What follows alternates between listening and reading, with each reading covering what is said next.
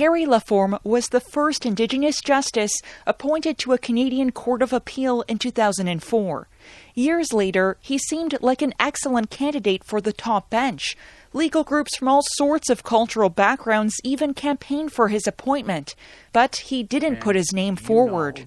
You can't even put my name in front of the Prime Minister because I don't speak French. So what would be the point of me applying? In 2016, the Trudeau government changed the appointment process for the Supreme Court of Canada.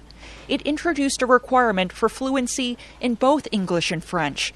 Now Ottawa wants to make that the law. We can get there where we have an Indigenous judge that is able to express themselves in both languages. Marian Buller, the first female First Nations judge in BC, says a compromise should be made for Supreme Court appointees.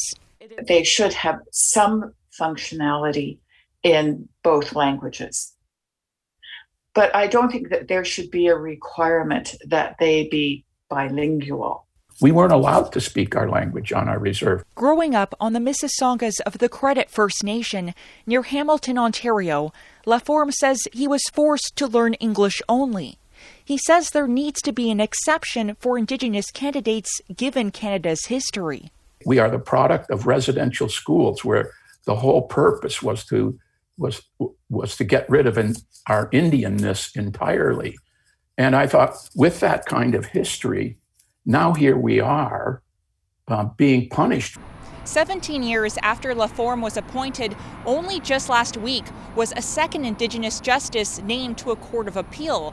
The government says it's confident an Indigenous judge will someday be appointed to the highest bench.